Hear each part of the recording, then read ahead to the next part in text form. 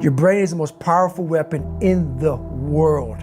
Once you put away your phones and your computers and all that we have nowadays, yeah, it's great. We're up to date. But your brain is the only thing you have when you're going through depression, when you're going through hard times, when you're going through death, real life. You can't Google that, man.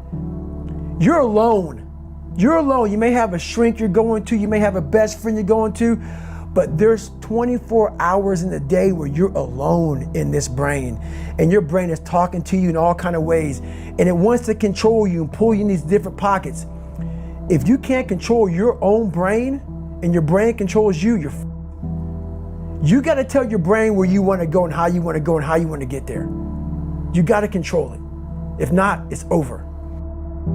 What existed for me was, okay, man, how am I gonna make this work? And all I knew back then was hard work. The only way anything gets accomplished. That's all I heard back in those days. You gotta work hard. You gotta work hard. I'm not getting I can't get this paragraph. I can't remember what the is in this paragraph to pass this test to get in the military. Read it again. Still not getting it. Read it again. But if you're not getting it, write it out. And that's how I started learning. Okay, well, I gotta write out everything I do. And then write it out again, and write it out again. And guess what happened? I got it. I can't swim, I'm negative buoyant. Go back again. I can't swim, go back again. Go back again, go back again. I got it. I realized if I keep going back and going back and going back until the just becomes, your mind will say, okay, we're gonna figure it out, because he is not going to stop. It's not like I'm gonna try one more time. No, it's just like alarm clock goes off, boop, we're going back. I can't read right, we're going back. I gave myself no way out, and my mind realized that. They said, okay, we're gonna adapt and overcome now. Like a lot of people say, trying hard. Your mind knows, man. It knows this guy's bullshitting me, man. This guy's lying. There's no truth behind it. When I was in Navy SEAL training, people go, how were you there for 18 months? The program was only 6 months long. You were in 3 hell weeks in 1 year. No one's ever done that. How did you do that? I talk about the new norm. When I lived in a $7 a month place when I was growing up for a short period of time, I loved it. I didn't know any different. That was my norm. Once we moved out of that place, we moved to a $236 a month place. I was like, I never want to go back to that little piece of shit. But if you go back to that $7 a month place and you realize this is where I live, this is all I got, your mind says, roger that, this is home. So when I was going through Navy SEAL training for 18 months and going back through all the hard parts over and over again, I told myself after the first time, I knew it was gonna be a long journey there. My body was breaking down. It was just how it was going on. I said, you know what, this is my new norm. So my mind said, it's like going to work. Like you go to work, you put your suit and tie on, I go into suffering every day.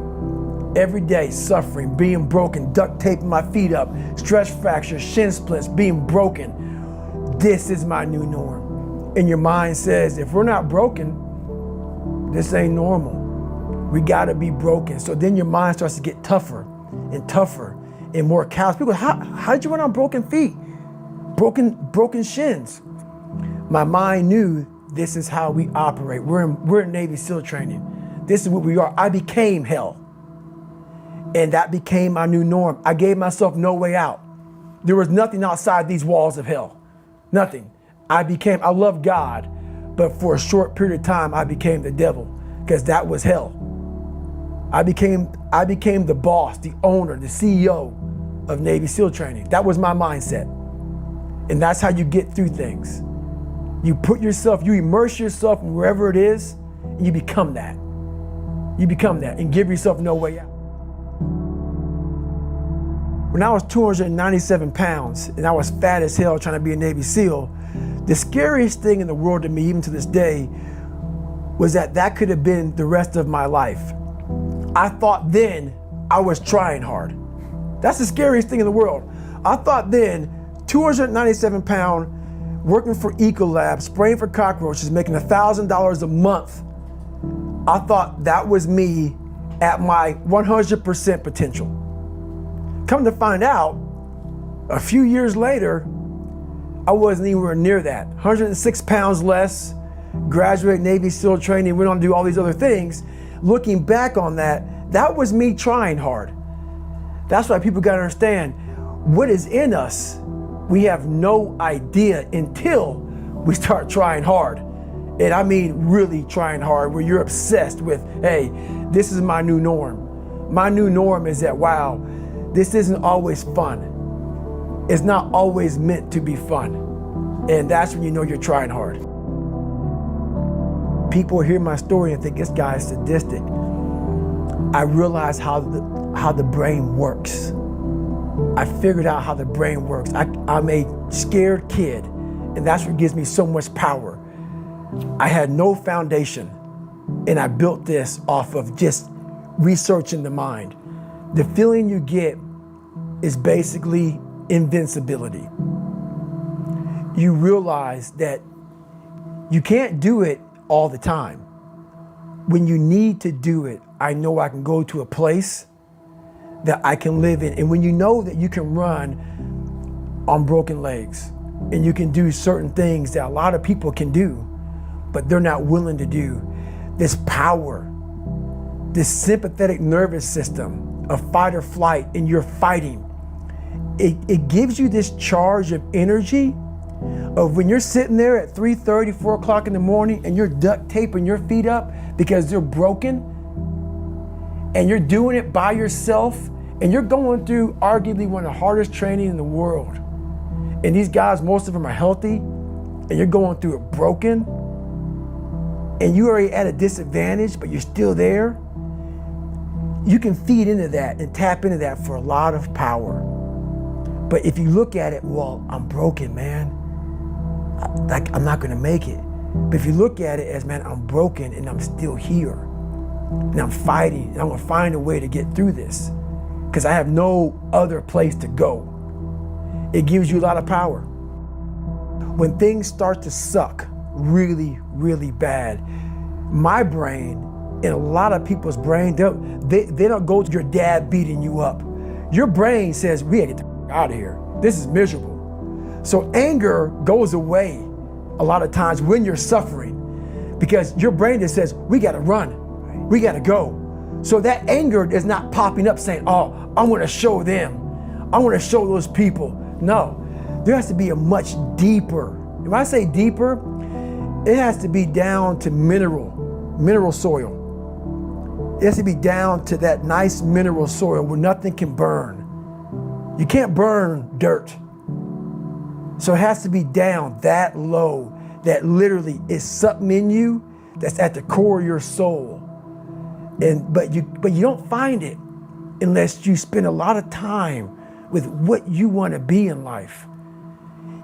I can't give that to you. Right. You can't give it to somebody. When you find your true passion in life, and my passion for me wasn't like, oh, I want to be, I don't give a Navy SEALs, Army, I don't give a shit. I want to serve my country. I want to be someone that I'm proud of. I want to look at myself in the mirror because I was so disappointed. That accountability mirror I talk about, I was so disappointed in what I saw every day. I wanted everybody to love David Goggins. And a lot of people did.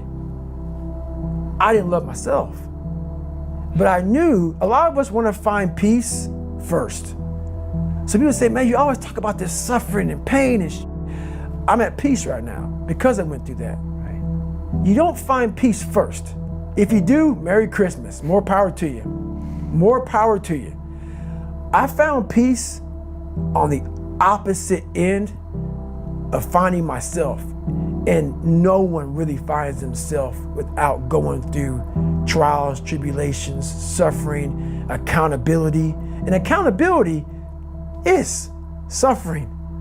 Being accountable every day for doing right for yourself, for the people next to you, it's miserable. It's hard. So, even the smallest details.